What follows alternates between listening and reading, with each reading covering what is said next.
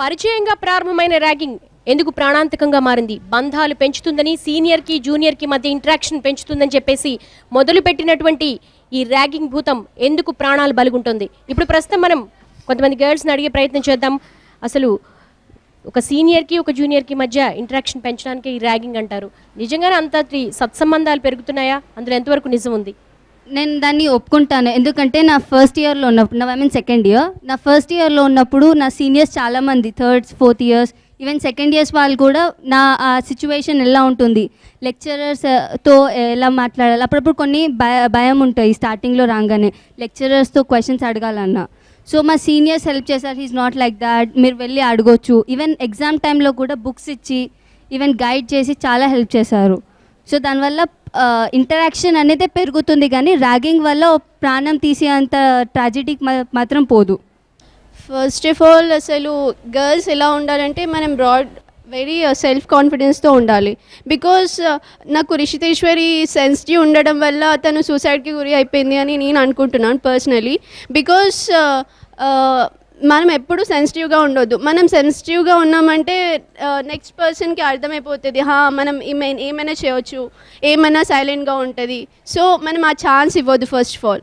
So మీరు ఎంతైనా sensitive ఉండండి లోపల, కానీ బయట వచ్చేసరికి we should be very broad అనమాట, బోల్డ్గా. అంటే ఇట్స్ నాట్ లైక్ ఇప్పుడు సెన్సిటివ్గా ఉండడం వల్లనే కదా వాళ్ళు చేశారు. We should not give that much leniency అనమాట. సో ఐ థింక్ అదొక మెయిన్ పాయింట్. ఇంకా తను ఫస్ట్ ఆఫ్ ఆల్ అలా చేసుకోవాల్సింది కాకుండా ఎందుకంటే తను ఫస్ట్ థింగ్ ఆలోచించాల్సి ఉండే. ఫస్ట్ తను వాళ్ళ ప్రిన్సిపల్కి లేకపోతే పేరెంట్స్కి చెప్పేది ఉండే. వై అన్నెసెసరీ ఒక చిన్న రీజన్ వల్ల మనం మొత్తం లైఫ్ వేస్ట్ చేసుకోవాలి? I don't think so. నీ ఒపీనియన్ ఏంటి?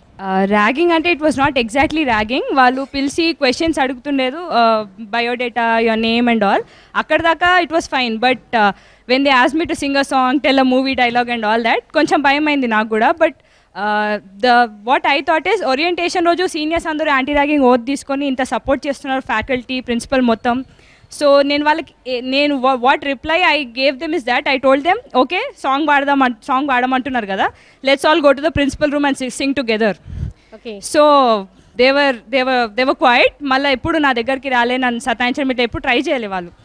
So that was in the beginning. కానీ అది మెల్లమెల్లగా it grew into friendship. We are very good friends now. నవ్వుకుంటాం ఆ ఇన్సిడెంట్ని గుర్తు తెచ్చుకొని, ఆ రోజు అట్లా అయింది కదా అని. సో గర్ల్స్ ఈ విషయంలో చాలా లైట్ తీసుకొని, సరేలే సీనియర్సే కదా, we can inform the faculty, we can inform the people around, parents and all. ఈ విషయంని లైట్ తీసుకొని ఉంటే it will benefit them. Rishiteswari suicide చేయడం, I don't think that is the answer. ఆమె చనిపోవడం వల్ల వేరే గర్ల్స్ స్ట్రాంగ్ అవుతారు అనేది no, that is not true. వేరే గర్ల్స్ ఇంకా వీక్ అనిపిస్తుంది వాళ్ళకి. చాలా మంది సెన్సిటివ్ ఉంటారు, లైక్ రిషితేశ్వరి, ఆమె చాలా సెన్సిటివ్ అయినందుకు ఆమె సూసైడ్ చేసుకుంది. సో ఈ విషయం సీనియర్స్కి అర్థం కాదు. Like someone said they want to exercise authority, మేము ఇక్కడ పెద్దోళ్ళం మీకంటే, సో రెస్పెక్ట్ చేయాలని ఆ విధంగా వాళ్ళు చేస్తారు. కానీ అది ఒక డిఫరెంట్ ఎఫెక్ట్ వస్తుంది ఒక పర్సన్ మీద. Mentally they are killing them. People say ragging is a crime అంటే ఏం చంపుతలేం కదా అంటారు, బట్ మెంటలీ వాళ్ళని చంపుతున్నారు. సో జూనియర్స్ రివోల్ట్ అయ్యి స్ట్రాంగ్ ఉండి ఎవరికైనా చెప్పి దీన్ని ఆపిచ్చేస్తే మంచిది, కానీ suicide is never the answer. ఈ ర్యాగింగ్ని అరికట్టాలంటే కేవలం స్టూడెంట్స్ లేదంటే జూనియర్ సీనియర్స్ మాత్రమే కాదు, విద్యా వ్యవస్థలో ఉన్నటువంటి ఇక్కడ ప్రిన్సిపల్, ఫ్యాకల్టీలు, ప్రొఫెసర్లు, అలాగే పోలీస్ విభాగం, అలాగే చట్టాలు, శిక్షలు, ఇవన్నీ కూడా ఇంక్లూడ్ అయి ఉన్నాయి. ర్యాగింగ్కి సంబంధించి అనేక రకాలైన చట్టాలు ఉన్నాయి, కానీ అవి సరిగ్గా అమలుకు నోచుకోకపోవడం వల్లే రిషితేశ్వర్ లాంటి మరణాలు సంభవిస్తున్నాయి. ప్రస్తుతం మనం కాలేజ్ ప్రిన్సిపల్ గారు ఉన్నారు, వారితో మనం మాట్లాడే ప్రయత్నం చేద్దాం. Good evening sir. Sir, actually ఈ ర్యాగింగ్కి సంబంధించి ఇంతగా వేళ్ళూనికిపోయి ప్రాణాలు తీసేంతగా పెరగడానికి కారణం ఏంటి? అంటే మీ కాలేజీలో యాంటీ ర్యాగింగ్ స్క్వాడ్ కూడా ఉంది. ప్రస్తుతం రిషితేశ్వర్ ఇష్యూ తీసుకుంటే ప్రిన్సిపల్, అలాగే ఫ్యాకల్టీస్ కావచ్చు, వార్డెన్ కావచ్చు, వాళ్ళు సరిగా రెస్పాండ్ కాకపోవడం వల్లే ఒక అమ్మాయిని పోగొట్టుకున్నామని అంటారు. అసలు ప్రిన్సిపల్ రోల్ ఏంటి? కాలేజీలో జరిగే ప్రతి సంఘటన డెవలప్మెంట్కి కానీ, విజయానికి కానీ, అపజయానికి కానీ ప్రిన్సిపాలే కారకుడండి. Number one, there is no escaping the responsibility. We at Stanley have got a very strong culture about this. Particularly with regard to ragging, I would like to say that we have a very proactive team of faculty as well as the students working in this direction. They are constantly keeping me updated about any incidents which are happening. Anti ragging squad కానీ లేదంటే cell కానీ కేవలం నామకే వాస్తే ఉంటుంది. అది సరిగ్గా దాని activities కానీ దాని రోల్ కానీ సరిగ్గా పని చేయకపోవడం వల్ల ఇటువంటివన్నీ సంభవిస్తున్నాయని అంటారు. అసలు దాని విధి విధానాలు ఏంటి? ఎంతమంది ఉంటారు members?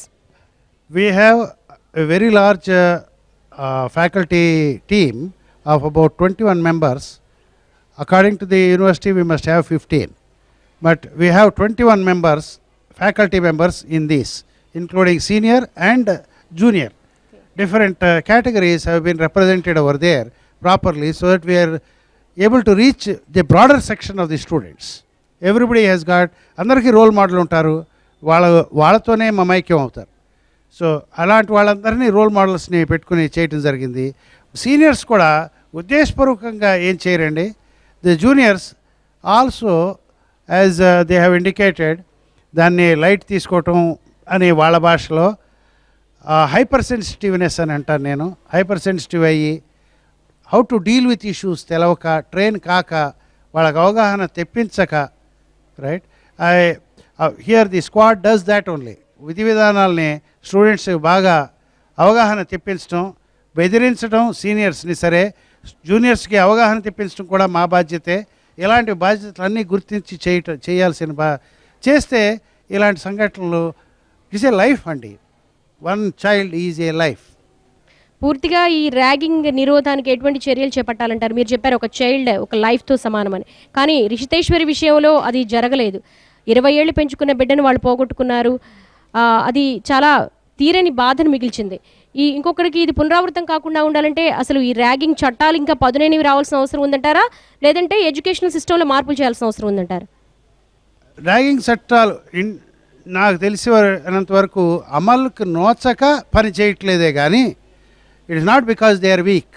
They have got all the teeth necessary to stop this ragging, but the implementation of that is not taking place. The people in power are not listening or responding in a timely manner to the extent necessary. To the extent అది మరీ చిన్న పావుని పెద్ద కర్రతో కొట్టడానికైనా ప్రయత్నిస్తున్నారు, లేదా పావును చేసి భయపడి పారిపోవటం అన్నా జరుగుతోంది. No, we have to deal with the issue as and when it comes up to the level it comes up. Then that is one thing. Second is కొత్త వాళ్ళు వస్తున్నారు అనేది మాకు అందరికీ తెలుసు. Where is the plan of action ahead? Are we counseling the seniors? This is what you are supposed to do, you should not do, do's and don'ts చెప్తున్నావా, అవగాహన తెప్పిస్తున్నావా, right?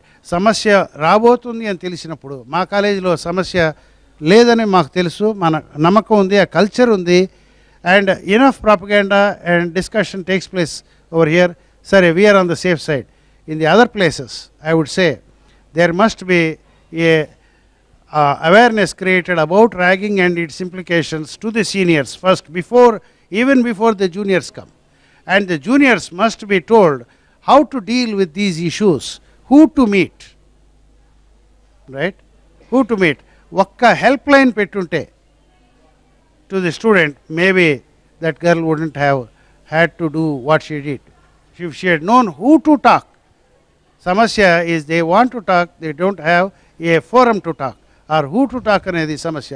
పేరెంట్స్తో మాట్లాడితే వాళ్ళు ఓవర్గా వచ్చి కాలేజీలో గొడవ చేస్తారా, ప్రిన్సిపాల్తో మాట్లాడితే హెల్ప్ఫుల్ ఉంటుందా లేదా, టీచర్స్తో మాట్లాడితే నోట్ అవుతావా, ఎన్నో ప్రెషర్స్ లోబడి they will not break their silence, and that silence becomes unbearable and leads to such.